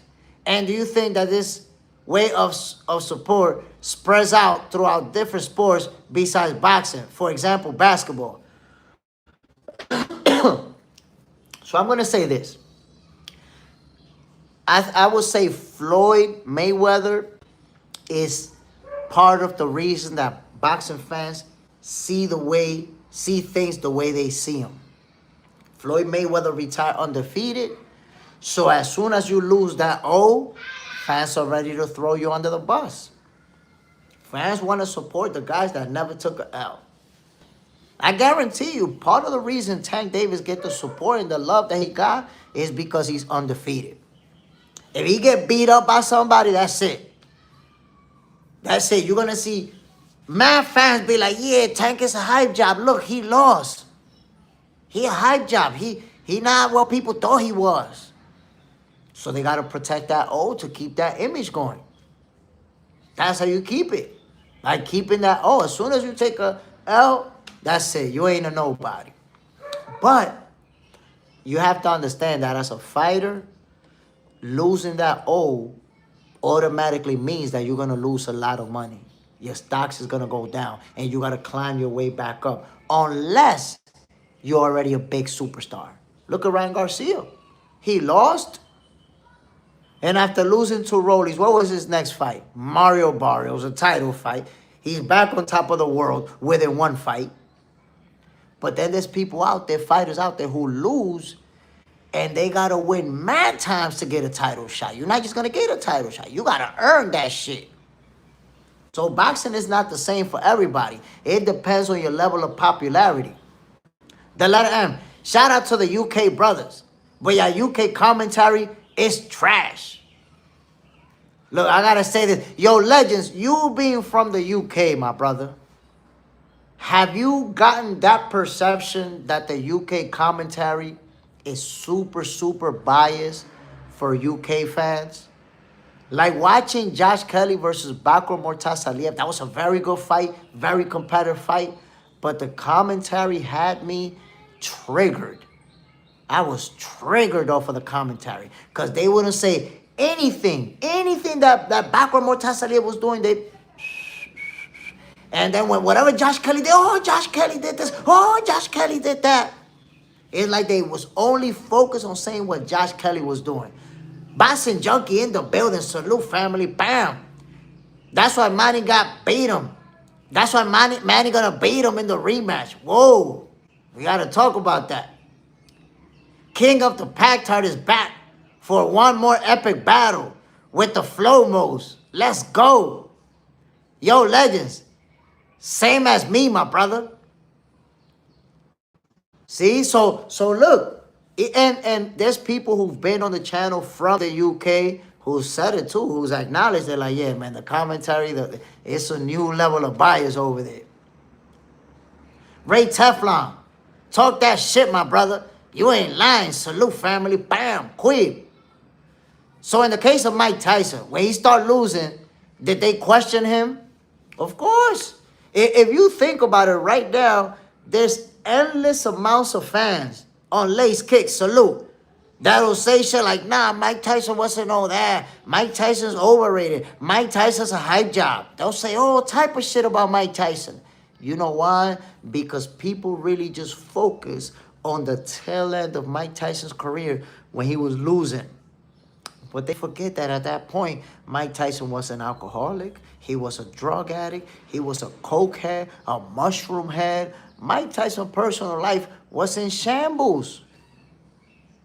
From the moment the old man died, Mike Tyson started going downhill. He just didn't lose right away because he had the skills and the athletic abilities. But the moment Cus D'Amato passed away, that's it. Mike Tyson turned into a ticking time bomb. Yo, legends, my brother is a boxer, man. He goes all around the world. He has been to the USA. Salute to your brother, man. Boom, salute to your brother and all fighters. Hassan Odoli, Zuffa is saving boxing, Jay Smith. Nah, I wouldn't say they saving boxing, brother. And I'm going to tell you why I wouldn't say they saving boxing. If you look at last year, how many great fights that we have last year? We had a bunch of great fights. The year before that, too, boxing has been great. But Zuffa boxing does make things better because we get more fights. Fighters get more opportunities. Look, this Sunday we got the Zuffa card number 4. We're going to get some fights on Sundays when normally we would be watching something else. So Zuffa boxing is definitely for boxing. I don't think they're taking over. I think that they're going to join the party. They're going to be one of the main players. But everybody else is not just going to fall off. Top Rank, Golden Boy, The Zone, Matchroom, they're all going to keep doing their thing. Yo, legends, Mike Tyson inspired me to make people's life a difference. People's life a difference. Make a difference in people's life. Yo, the credit Mike Tyson deserves for what boxing is immense. Think about this. Mike Tyson became the youngest heavyweight champion of the world. What year was that? Can you guys tell me, chat? What year was that? That shit was over 30 years ago. Over 30 years ago, he became the youngest champion of the world. Heavyweight champion of the world. And since then, nobody's been able to break that record. What does that really mean? In 86, look at that. 86, 96, 2006, 2016, 2026, 40 years ago. Mike Tyson's record has stood for 40 years. He hit the record books. It's a new level of disrespect to try to diminish Mike Tyson. Think about it, 40 years. And you know what's crazy? It's not just that it's 40 years. All of us might live out our entire life and nobody still beats Mike Tyson's record. Our whole life might play out and nobody surpasses that record. Let that sizzle in your spirit, my peoples. Queeb, quick question. I think I asked this question a week ago. Which country has the best fan base for the sports? Nah, I think every country, I think every country has great fans. Now for boxing, every country doesn't follow boxing the same. Every country is not. Like Dominican Republic, here boxing doesn't have a big fan base in this country. Very small fan base in Dominican Republic. So that because baseball is the main sport over here. So there's countries where boxing doesn't have that big of a fan base. But wherever there's a big fan base for whatever sport, there's great fans. The only thing is, like I said before, I knock American fans for not supporting fighters when they take a L. Soon as you take a L, you're a hype job, you're a bum, you ain't even know that. It's super common to see, like I told you, Errol Spence, the big fish. Soon as he took a L, now he washed up, he not the same anymore. God damn, he got thrown under the bus right away. So, I think that's where I give credit to the UK fans. UK fans, they fighters could get knocked out multiple times, be having 3-4 losses, and they fans still be backing them. They still get that support. Aroma Sound, nobody's saving boxing. As long as humans have 2 hands, boxing will be there no matter what. That's a fact, man. Boxing is the greatest combat sport that there is, that there was, and that there will be. John Legend, Mike Tyson inspired me to make people's life different. Ray Teflon, we need to get rid of the pussies in boxing. Bring back 15 rounds separate the junk from the real. So there, I'm gonna have to disagree with you on that one, my brother. You know why? I want the great fights, but I don't want everybody coming out of there with brain damage, bro. I don't want everybody, fighters got to go back to their family and they got to go back to their normal life. Them 15 rounders left a lot of people brain damage, can't even talk right, health just out of order.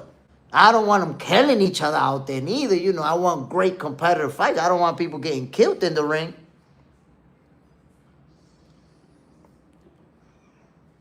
Yo, legends, I think USA and UK boxing is big. I would say the biggest boxing fan base is probably USA and the UK. There's boxing fans in Australia. There's boxing fans in Japan. They be selling out the arena. So boxing is pretty big in Japan too. Okay, I'm not even going to read that comment. Take a 24-hour break and bring your Mike Tyson hate to another channel. we don't need you. North America, quick to down their fighters. Yeah, man, yeah. Just because somebody took an L doesn't mean that their career is over. The letter M, I feel bad for Spence. One loss, and he lost a lot of his following. Like, people stopped supporting him right away. Not just stopped supporting him, threw him under the bus. I saw people go from, yo, Errol Spencer's the big fish, to, nah, yo, he's cooked. He washed up. He ain't even the same no more. Like, bro, how he went from the big fish to he washed up in one fight? Troy, ain't nobody got that turkey bread. You 100% about that. Nobody got that turkey bread. But it's what I said earlier, my guy. If you go to Zuffa Boxing, Turkey's not giving a shitload of money to everybody. There's people there that's not making a lot of money too. That's just the reality. I guarantee you on Zuffa Boxing, there's nobody making what AJ makes per fight. And AJ's not on Zuffa. He on Matchroom. Shakur Stevenson made $10 million for his fight with Teofimo Lopez. I guarantee you over 95% of the roster on Zuffa Boxing ain't seeing no $10 million per fight. So yes, Turkey got the bag. But that doesn't mean that every fighter is going to get the bag to go to Zuffa Boxing. Al, does it make sense to make it 13 rounds to avoid a draw in fights? I mean, it's that you're not avoiding a draw, because you could also get a majority draw. You could get like a judge scorer for me, a judge scorer for you. What the fuck? And then another judge scored a draw. You could still get a draw in a 13-rounder. Remember, you can score a round 10-10. There could be a 10-10 round. So a 13-round fight will make it least likely that there's a draw, but a draw can still happen. Yo, legends, you're amazing, man. Keep up the good work. Appreciate it, family. Bam. Boxing Junkie. Dude said Tyson was hype. Now he could take a 24-hour break for his goofball commentary. That could be the vegetable salad, some goofball just trying to get attention. People show up, just want to contradict Jay Smith. You know how it be. Troy, Turkey just dropped 15 mil on Conor Ben. Come on, Jay Smith. Turkey got the bag. We got to talk about that, Troy. Whoa, Boxing Junkie showing love. Salute, Boxing Junkie. Always appreciate you, my brother. So, Troy, I'm going to tell you something interesting about that. They gave Conor Ben 15 million, right? Or they're telling us to sign with Zuffa, right? He's not going to fight on Zuffa. He's going to fight on Riyadh season card.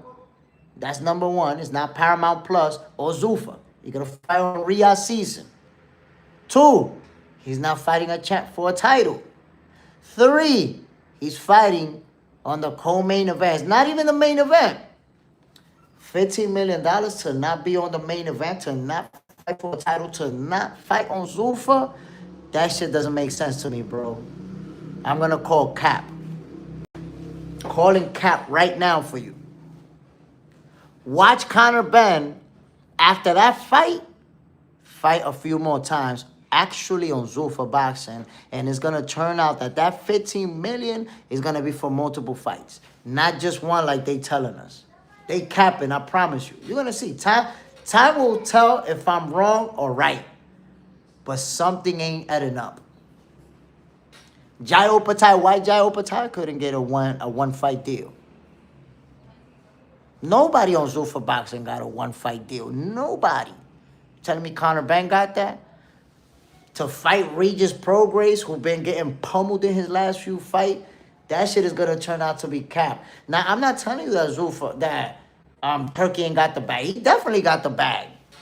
But I'm just telling you, everybody's not getting a bag on Zuffa boxing.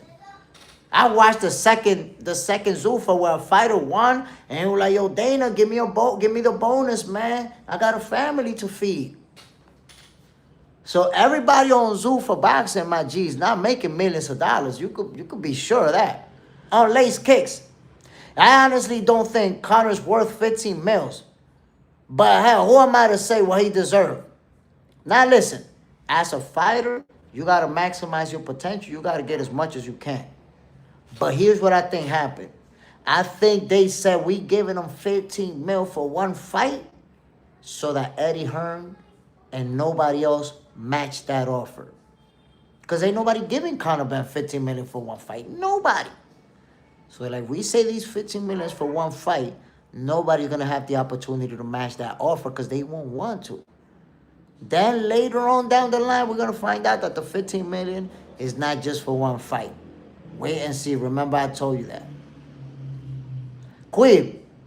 And saying Tyson is just a hype job is crazy.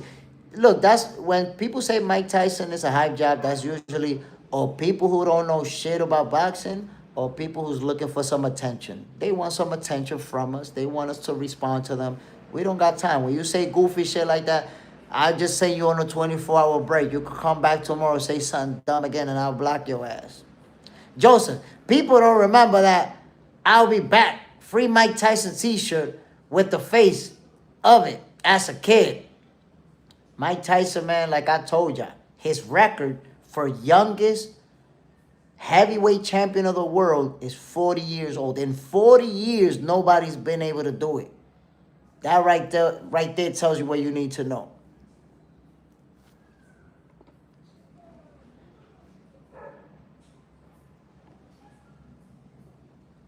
Joseph, before the rappers was on it, on Lace Kicks, Eddie versus Turkey is becoming a shit show.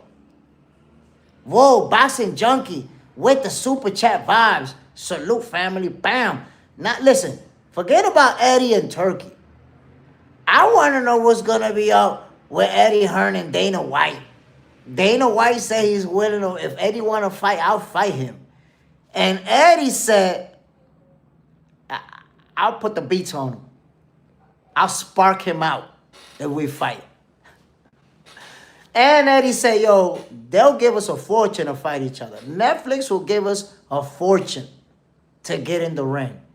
And I promise you, if Eddie Hearn and Dana White fight each other, boxing fans will be all over it because this will be the first time in history where two promoters say, let's settle it in the ring. That shit will be crazy.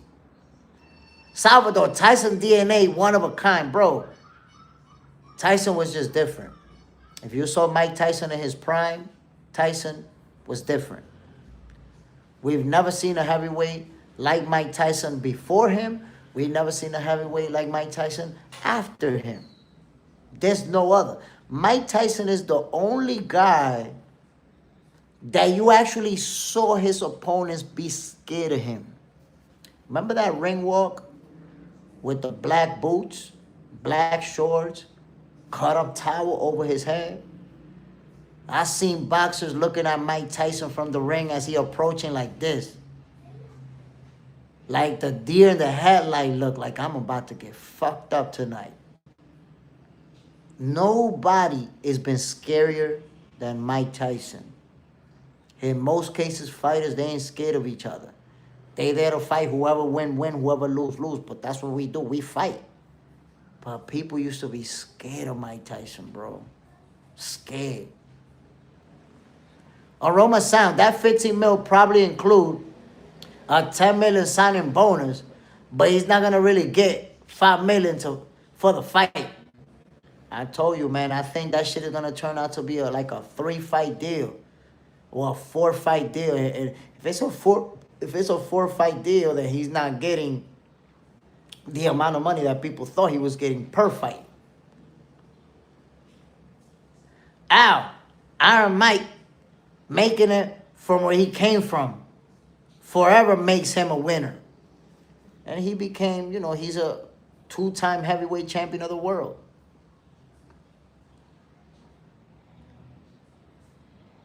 Kayla. My bad if I'm reading your name wrong, family. Kaylan Hans Sanjith. Man, I tried, brother. Eddie is a big guy. That's what I was saying earlier. Eddie Hearn's 6'5", bro. And he know how to throw them hands. Dana White, I seen him boxing with fighters and shit, throwing hands too.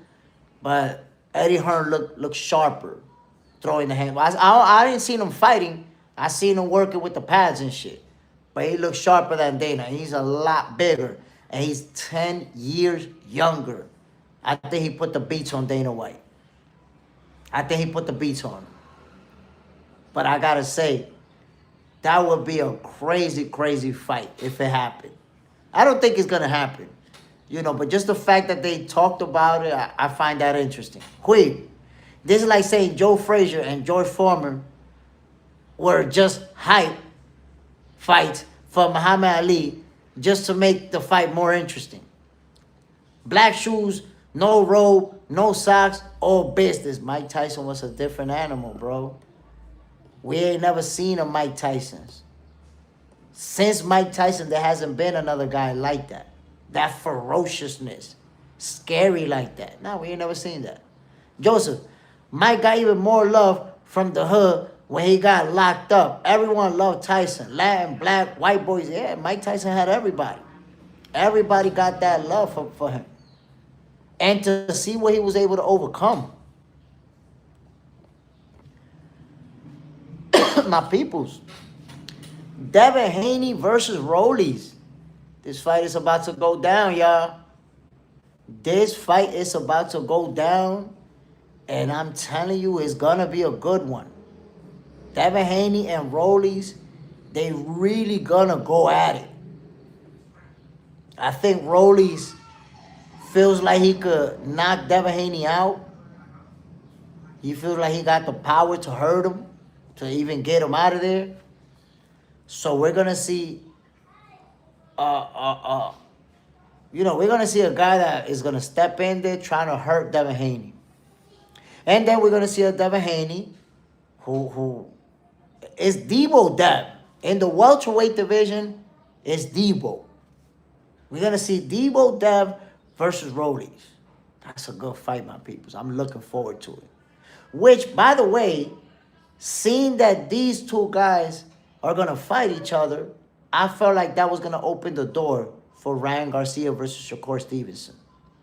Queeb, Lennox Lewis, in an interview, said that Cus asked him, do you want you and Mike Tyson, y'all going to fight?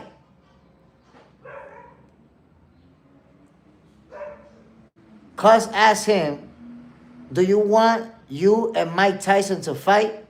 He said that it would be interesting, but then in the interview said, I will give it a second thought. I'm going to tell you something interesting about that. They sparred one time, and then Lennox Lewis' trainer, I forgot his name, he said, yo, we're not going to work with him no more. That's it. One shot deal. They sparred. Mike Tyson was trying to take his head off in the sparring. And Lennox' trainer told him, we never going to spar him again. And he was like, why not? And his trainer told him, because we're going to end up meeting him in the ring in the pros. We're going to have to. There's not going to be no getting around it. We're going to have to fight. And that's it. They never sparred again. Aroma Sound. Rolly might come in overconfident like Brian Norman did. Honestly, I don't think so. You know why? Because we already saw Devin in the welterweight division. We already saw what he brings to the table. It's like, this is the best version of Devin Haney. So, Rollies is aware of this. And one of the reasons why I know for a fact he's not going to be overconfident is because he got Cuban training coach, Ismael Salas. Ismael Salas don't fuck around. No shortcuts. No easy workouts. No underestimating. Ismail Salas had Rollies being the best possible version of himself versus Ryan Garcia. We used to seeing our Rollies that want to go in there and bang it out. And he was outboxing Ryan Garcia. Did you see that stiff jab to the body? And the constant, he never took that jab off of Ryan's face. Bam, bam, bam. And then the combination punching. So we see a Rollies that's a lot more calm, a lot more relaxed, and a lot more, you know, he calculates his next move now. He's not a brawler. He's boxing you. Rollies is different, bro. He's a different animal right now. So both of them are coming off of big wins, and both of them are the best version of themselves right now. Boxing junkie. Young Mike Tyson is a phenom that come around every 1,000 years. At this moment in boxing, there's nothing that come close to young prime focus Mike with Cuz, period. And I got to agree with you 100%, brother. There ain't nobody. That's the thing. If you didn't live that era, if you're not in your 40s and you didn't get to witness it yourself, then you get to see what social media show you. You get to see Mike Tyson biting Evander Holyfield ear, Mike Tyson losing to the McBride guy, Mike Tyson having a hard time with Lennox Lewis. That's what you get to see. But if you really was there and you got to witness what Mike Tyson was doing and how scary he was and how devastating his knockouts were, then you would understand it. Mike Tyson is not to be disrespected. That's why when people come here saying dumb shit about Mike Tyson, I don't even respond to them anymore. Get your goofy ass out of here, B. Santiago Ramirez, good morning, brother. Is there any fights this weekend? I heard you say Zuffa on Sunday. But is any other fights this weekend? Thanks, bro.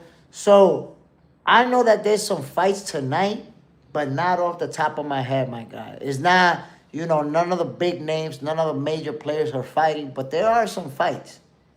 There's some fights tonight. And then we got the Zuffa card tomorrow, which I like that they doing it on Sunday because they don't have to compete. Like when there's big fights, like when Rollies and Dev fight, if Zuffa wanted to do a card that same weekend, they doing it on Sunday, so it doesn't affect them. They not trying to compete with y'all on the same date. Instead, they doing it on Sunday, which is good for us boxing fans because we get boxing on Saturday night and boxing on Sunday night. We getting more boxing. Aroma Sound, you speaking facts. Brian Norman Trainer was his father, and his father had a lot to do with the loss too. So I'm going to say this. When a fighter get their ass whooped, get dominated, that loss is for both. That loss is for the fighter and the trainer. You can't just say, oh, he didn't do this and he didn't do that. Y'all both took that out. That's why I got so upset when I saw what Teofimo Lopez Pops did to him. Threw him under the bus. Or he wasn't listening to instructions. Or he wasn't doing this, he wasn't doing that. Like, bro, you got to take that L too. Y'all, like, you can't just celebrate the wins. We won. And then when he lose, oh, yeah, he lost. He wasn't doing what he's supposed to do. Y'all both took that L. Not just Teofimo. Come on now. Come on, my peoples. Both. It's a team effort. You can't just say that the fighter won, that you and the fighter won, but he lost on his own. That shit is whack. Santiago Ramirez, thank you, brother. Always appreciate your knowledge. And I agree, Sunday a good day. Look, man, Sunday night, there's a lot of people who Sunday night, they like to chill at the house. Some people watch Sunday night football when it's football season. And now we get boxing on Sunday nights. Me personally, if I'm going to go out with the family, if I'm going to go to a restaurant, if I want to go have a drink, I do that on Saturdays. On Sundays, I don't really like to go out like that. Sunday nights for the family, for the crib, or go together with the family. Now we go watch boxing on a Sunday night. Boxing junkie, dude, Mike Tyson was super popular without social media. They will never understand his aura. Shit was epic. From the walk to the ring to all the way to the end of his fight. Which, by the way, you remember that back then it was like, yo, when Mike Tyson fighting, just sit down glued to your screen. Because it might end any moment. You know, he ended a lot of people in the first or second round. It might end quick. I missed one knockout from Mike Tyson. I don't remember which knockout it was. But I remember, I just went to the kitchen to grab something to drink. And I'm in the kitchen and I hear, oh my God, what a brutal knockout by Mike Tyson. I came out running, oh shit, what happened? Shit was over already. After that, I never got up. And I'm going to tell you guys something interesting about Mike Tyson, bro. Remember, I grew up in New York City. What they say about New York City? The city that never sleeps. I grew up in Manhattan. Manhattan is on and popping. On Saturday, you go out in Manhattan at 10 o'clock at night, 11 o'clock at night, 12, 1 in the morning, and you find people out there partying, going to the pool hall, going to the club, going to the bar, lit. Yo, when Mike Tyson was fighting, he shut shit down. And what I mean by that, yo, you would have seen no cars in traffic, no traffic jam. You know what you see? Yo, people putting plastic chairs in front of the corner store to watch the fight. Because in the corner store, they got the little hooked up box with the pay-per-view on it. You will see mad people cramming into one apartment to watch the fight together. So watch, I'm watching the fight in my house. You watching the fight in your house. But instead of doing that, we want to trash talk each other. So my whole family going to your house or your whole family coming to my house and we cramming the apartment so we go watch it together. The barbershop full of people. In some barbershops, they will put the TV in outside and bring the chairs to the sidewalk. No traffic. Everybody, the city shut down. Everybody's watching Mike Tyson. You don't see that no more. Not like that. Not like that, my peoples. The impact that Mike Tyson had, it was different, bro. It was some different shit. Living it was different. Ronaldo, they don't know, Jay. Nah, that's a fact.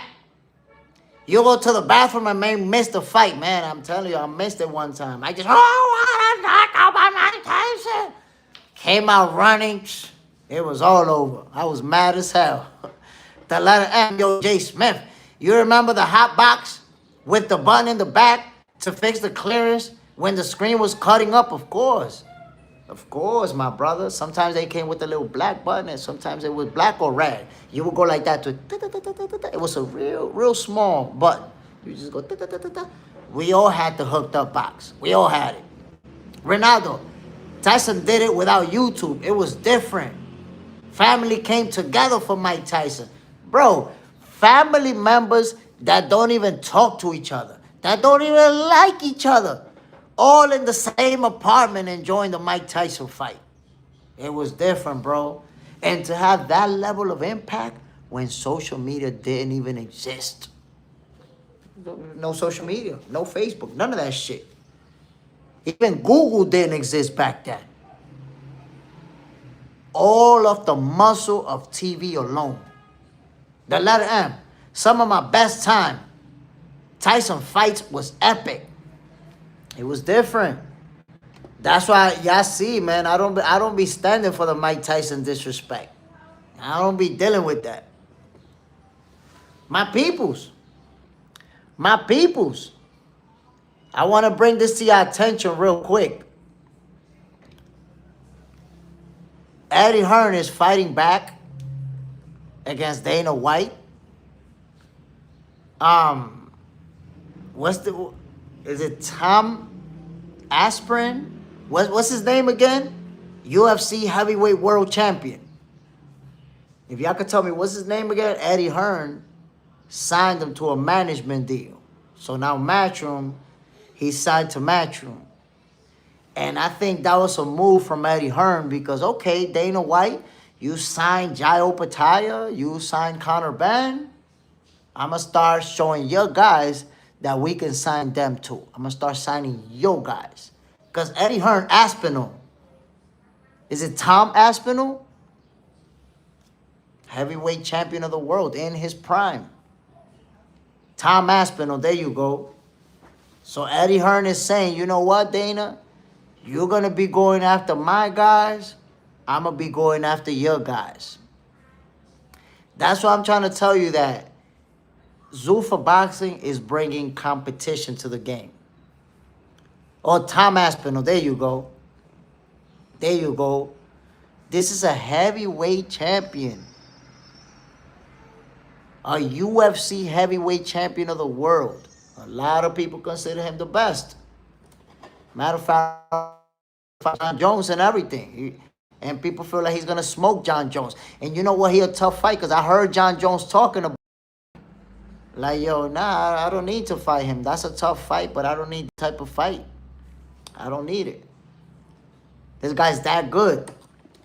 So what Eddie Hearn is going to be doing now, trust me, Tom Aspinall is not going to be the only guy from UFC signing with Matchroom. He's going to start signing, like, oh, you're going to start stealing our guys? We're going to start stealing your guys. Ronaldo, Tom gave up. Gave up last fight, though. But still, he's, or at least at one point, he's one of the biggest names in UFC. He's one of the guys. Boxing Junkie, he's a paper champ, a bum. I don't know. John Jones disagree with you, bro. They offered John Jones a career payday to fight this dude. He was like, nah, I'm not fighting him. He didn't want to fight him. Queeb, I think the only reason why people are saying Tom Aspinall is the best fighter now is because the entire heavyweight division of the UFC is completely trashed with like only one or two fighters. His level of popularity is up there because obviously he's one of the biggest names. And now Eddie Hearn signed him. So what Eddie Hearn is going to be looked to do is to go after UFC fighters and start signing them. Like, okay, you can steal my guys. I'm going to be stealing yours. Because remember, a deal like this one opens the door for more UFC fighters who are not happy with their contract, who are not happy with their situation. Say, you know what, I'm going to go over there. Let me see what they talking about. Too quick, explain why Dana pays Zuffa Boxing like $15 million and UFC fighters like $500K average or something, but UFC is so much more popular. UFC is so much more popular than what, though? Like, you mean more popular than Zuffa? It's simple. It's all about the math. Boxing generates more money than UFC. UFC doesn't generate the type of money to pay guys, you know, millions of dollars. In fact, it's not just that they don't generate the money, it's that Dana White, he got kind of a monopoly going on with UFC where there are no competitors, it's just him. So he could pay the fighters whatever he wants. You can't do that with boxing because there's more options. So for you to attract the fighters, you got to give them a shitload of money. For UFC, it's different because there's no other options. You either go there or you could. What else you going to do? Especially, imagine if you live in the U.S. and you mad nice in mixed martial arts and you want to fight. Dana offering you $200,000. You got to take it. There's no other options. In boxing, though, you can't do that. In boxing, Dana White can't tell Shakur Stevenson, yo, come over, we're going to give you $200,000 when Shakur just made $10 million over Teofimo Lopez. So because boxing generates, or boxers get paid more than MMA, then if you want to bring over those boxers, you got to pay them the way that they already used to getting paid. The letter M, Jones would definitely beat his ass. Boxing Junkie, they disrespected Jones with a Lobo offer. So he said no, plus Tom got his ass whooped his last fight. And gotta get the victory. Queen, but isn't he dealing with a double eye surgery from getting poked? Yeah, I think he's still dealing with that. They almost blinded his ass with that poke. Almost blinded, poked the shit out of him, bro. Bro was in there up to the knuckles. Knuckles deep into his eyeball. Boxing Junkie, boxing is a better sport. It is a better sport. I know MMA people don't like it. UFC people don't like it. Boxing is a better sport. You can see, look at the attention Dana White is giving boxing now that he's down with boxing. UFC is gonna be like his little side venture now. Too quick. Boxing is not better, bro. It's always one aspect of fighting and unrealistic. UFC is everything more realistic and definitely more fun to watch. That's your opinion, and I'm gonna respect it. But UFC is not fun to watch when two guys are grappling each other, rolling around the ground, trying to gain position, holding on to each other. That shit boring as hell, bro. I fall asleep watching that shit. That's not for everybody. It's not for everybody. And to show you that UFC is not more fun, it's a matter of opinion, but who gets more viewership? Go see who gets more viewership, who has more fans. Boxing. So overall, the world doesn't agree with you, my guy. It's not even close. Not even close if we compare viewership. If you take a title shot, a title fight, a big title fight from UFC that got a lot of views, and then you take a big title fight from boxing that got a lot of views, it's not even close, bro. It's not even close.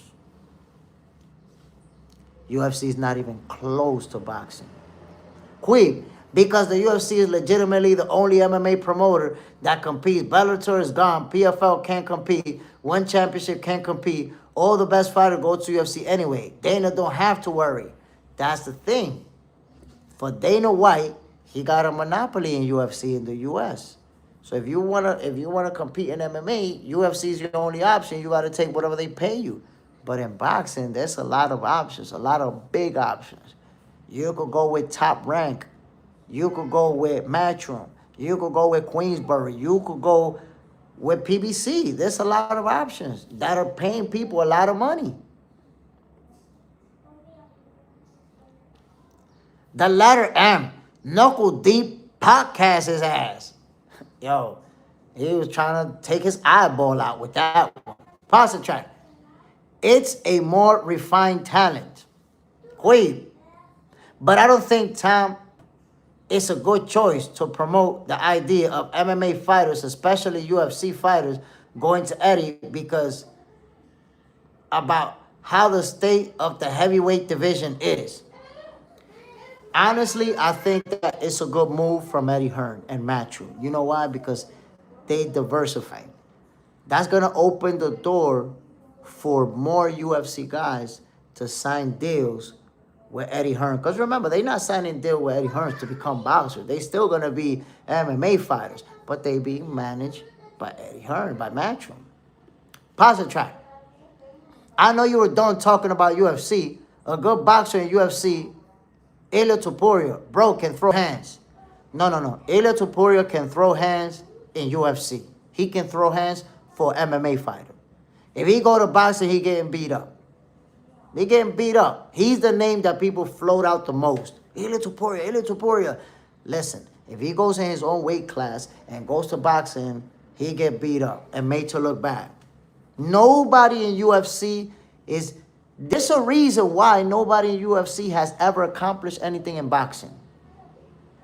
And when I say accomplish anything, because Silva beat Chavez Jr. But Chavez Jr., full-blown cokehead. This motherfucker got locked up days after that fight. Full-blown cokehead, living the street life, partying every day. I think half of the people in this chat can whoop his ass these days. Too quick, biggest UFC payday is $7 million.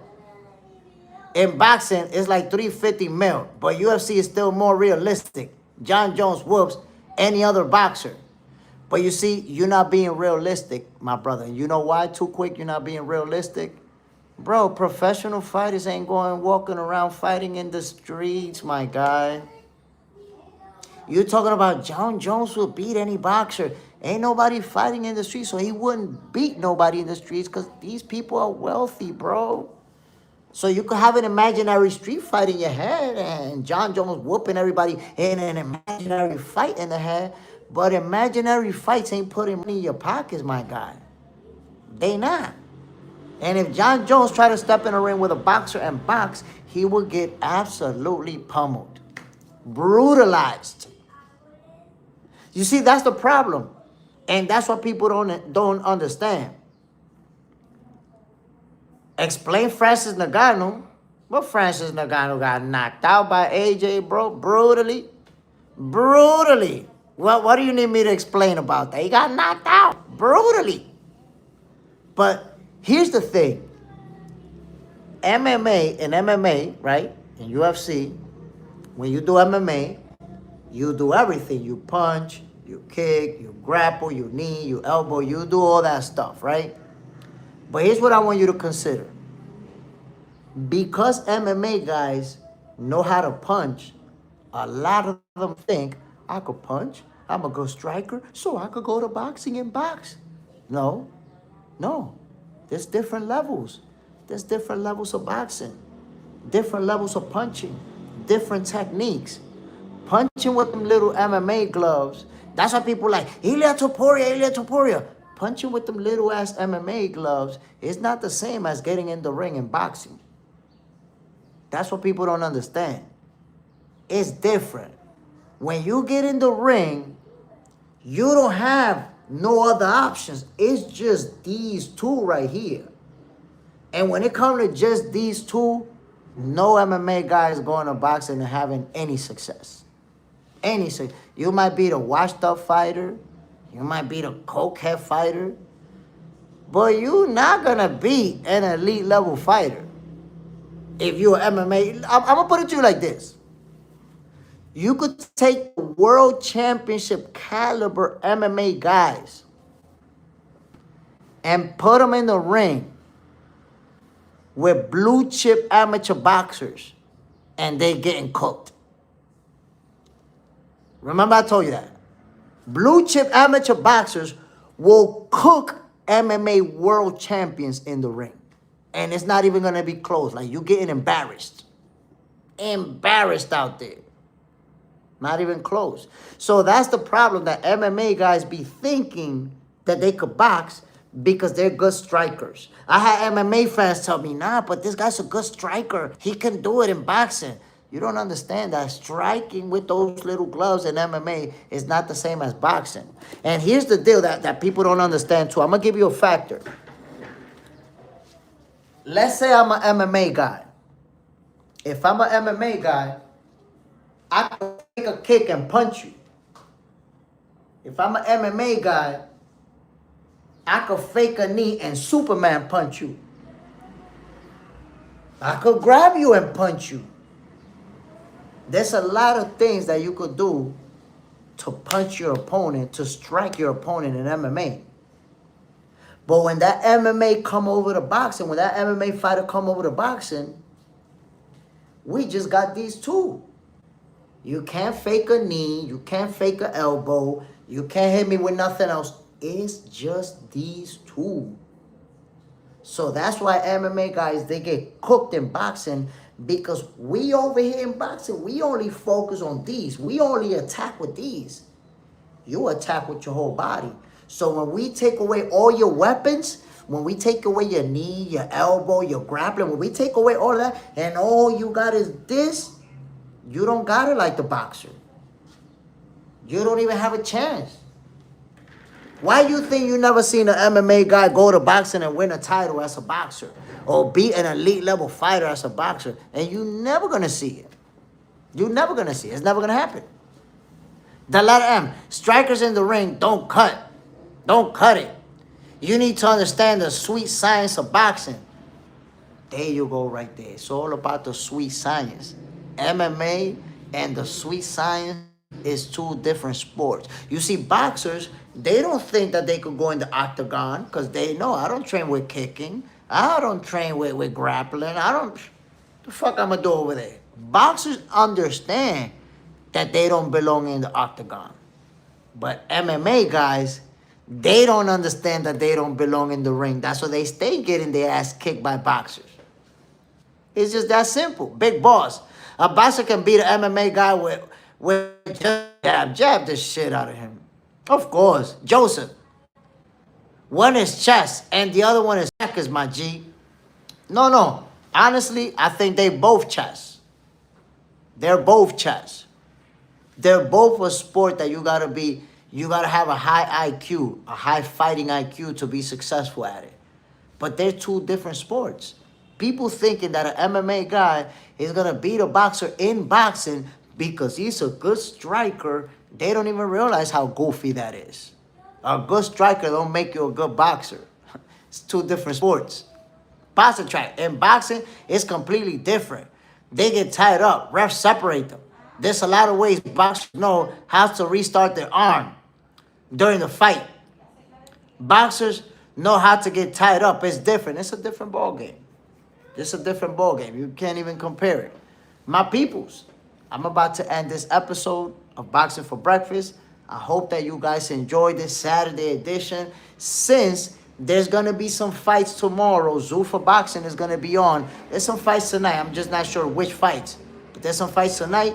There's some fights tomorrow. So tomorrow we are going to have an episode of Boxing for Breakfast. Yo, Sunday morning Boxing for Breakfast, my peoples. We get to enjoy the sweet science early in the morning. And at night, I am going to be going live to do the commentary for that Zuffa card. So tune in, my peoples. If you don't got Paramount Plus or if you're not going to be able to watch the fight for whatever reason, tune in. I'm going to tell you what's going on. And I'm going to say this. I give credit to the Zuffa boxing matchmakers. You know why? Because they're giving us real competitive fights, real good fights thus far. So I got a feeling we're going to get the left to the mouthpiece, the right to the wig piece. Oh, devastating blow. We're going to get it tomorrow night. Too quick. Well, but if somehow some boxer has too much confidence and gets in the octagon, but there you go. You're talking about, well, somehow some boxers understand that they don't belong in the octagon. MMA fighters need to understand that they don't belong in the ring or they're going to keep getting their ass whooped. That's just the reality. My peoples, I hope you enjoy the show. Y'all already know what it is. This was Boxing for Breakfast. I'm Jay Smith. Salute to everybody who tuned in on this Saturday morning. I'm going to see you tomorrow morning, man. We're going to have to do it tomorrow. Boxing for Breakfast going down 7 days a week this week and Sunday night, tomorrow night. We're going to be doing the Zuffa card. I'm going to see you guys tomorrow, man. One love to everybody. Bam. We out of here. Enjoy your day, my peoples. Enjoy your family.